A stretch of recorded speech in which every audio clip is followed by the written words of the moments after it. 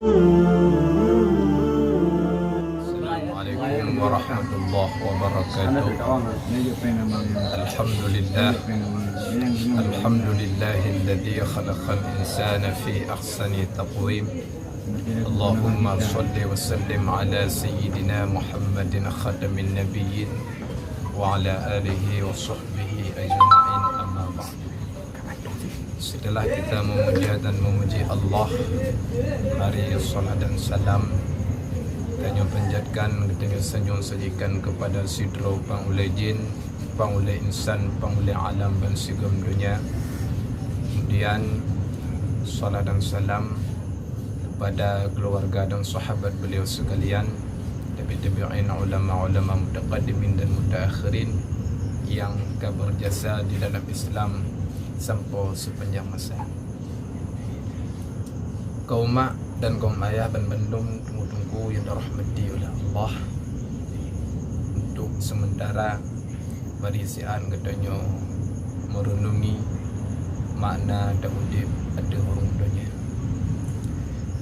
Katanya kaum mak dan kaum ayah dan bendung tunggu-tunggu segala katanya lahir ada permukaan bumanya, segala katanya nalam sulbi orang Tuhan katanya bak masanya katanya pernah bersaksi di hadapan Allah berupa roh ketika diajukan pertanyaan alastu birabbikum, dan katanya menjawab pada masanya yaitu bala syahidin.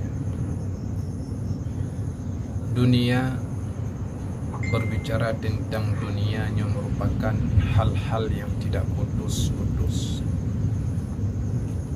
Katanya sesuai dengan firman Allah berpedoman pada satu ayat yang menjadi iktibar untuk kehidupan manusia tentang Nabi Allah Muhammad sallallahu alaihi wasallam. Allah berfirman dengan memuji Nabi kita Muhammad sallallahu alaihi wasallam, wa innaka la'ala khuluqin azim. Sungguh kata hai Muhammad buat akhlak dengan akhlak yang mulia. Berbicara tentang akhlak terbagi kepada dua. Yang pertama akhlak dengan Allah, dan yang kedua akhlak dengan manusia. Pakiban katanya berakhlak dengan Allah. Allah merupakan satu zat yang hana ada kalon. Allah merupakan zat yang hana bisa dajukeh, yang hana depeh wade daraba. Salah satu cara berakhlak dengan Allah bukan sekedar mengakui adanya Allah, tetapi harus bisa kita terapkan di dalam batin kita yang paling dalam. Harus bisa merasa adanya Allah dalam kehidupan. Kita lihat zaman sekarang, pada masa dewasa ini, sebahagian manusia jangankan untuk merasa adanya Allah dalam kehidupan, Allah mentong karagu-ragu kaum mak dan kaum ayah. Belum terkalon secara logika kehidupan. Di masa tsunami, orang yang berdoa kepada Allah, ya Allah, berselamat orang Tuhan, berselamat harta benda lu, berselamat sanak famili lu. Ternyata doa tersebut tertolak. Lalu mereka berprasangka yang bahwasanya tidak ada Allah dalam kehidupan. Itu merupakan hal yang batil dalam akidah Ahlussunnah wal Jamaah. Yang kedua, kita melihat fenomena alam ini. Saudara kita di Palestina dihancur, diombang-ambing oleh kaum kafir laknatillah.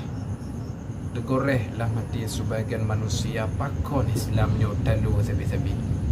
Sang hana Allah nyandumkah dekat umat Islam mengaku-ngaku Ahlussunnah wal Jamaah, padahal Ahlussunnah wal Jamaah diterapkan bukan cuma dalam materi ilmu pengetahuan, tetapi juga di dalam batin yang mendalam dengan ainul basirah. Itu akhlak yang pertama dengan Allah, harus merasa adanya Allah dalam kehidupan. Yang kedua, akhlak dengan manusia. Manusia secara umum dikatakan dengan hayawanun natiqun, haiwan natik. Haiwan tersebut merupakan jenis dalam ilmu mantik, sedangkan natik merupakan fasal. Andai kata tidak ada natik, maka kita tidak bedanya dengan binatang, kita tidak bedanya dengan kerbau, kambing, lain sebagainya. Tetapi pada hakikatnya manusia hidup di alam dunia ini lupa kepada Allah, termasuk Allah tersebut tidak dijadikan sebagai tempat berpegang. Mereka adalah berpegang kepada jabatan, mereka adalah berpegang kepada pangkat dan jabatan, mereka berpegang kepada istri, mereka berpegang kepada anak, mereka berpegang kepada atasan. Padahal kalau kita fikir secara dalam-dalam, kalau kita bersandar kepada suatu tempat, suatu saat tempat itu akan roboh dan kita pun akan terjatuh. Kalau kita bersandar kepada atasan, atasan suatu saat akan bangkrut dan kita pun jatuh miskin. Kalau kita bersandar kepada batang kayu, ditiup angin, batang kayu itu pun jatuh dan kita pun tersungkur. Tetapi kalau kita berpegang kepada Allah, Allah zat yang kekal, Allah zat yang selama-lama akan hidup kekal abadi, insya-Allah kita akan tenang bersama Allah. Akan tetapi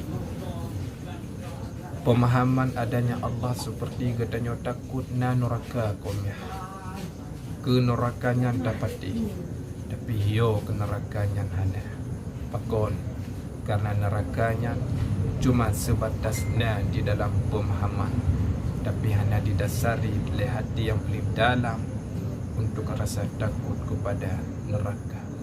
Inikah manusia? Ilmu, berbicara tentang ilmu, ilmu tersebut sebenarnya bukan cuma materi, tapi tersebut merupakan ilmu adalah hikmah. Hikmah yang tersingkap di dalam batin, yang dirahasiakan oleh Allah Subhanahu wa taala melalui kita dekat kepadanya, melalui kita ibadat kepadanya. Tapi kunci hidup dalam kehidupan, jangan kita berpegang kepada amal, jangan kita berpegang kepada ilmu, karena itu salah satu ciri-ciri orang yang belum sempurna dalam pandangan tasawuf.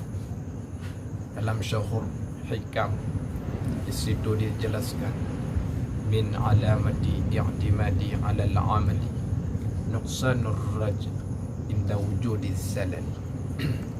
Sebahagian tanda manusia itu berpegang kepada amal, merasa kurang harapnya ketika wujud tergelincirkan.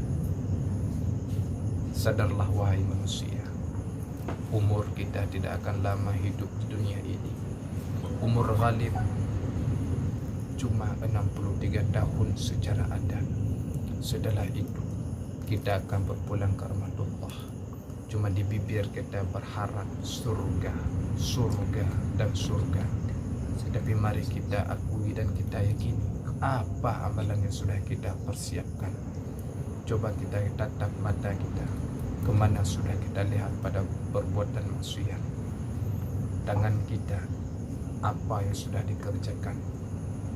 Ujuk harta la Allah ho dabah hartanya, ujuk ilmi la Allah kasau dabi ilminya, ujuk hati la Allah putingkan hatinya, ujuk babah la Allah talantunkan dengan babahnya.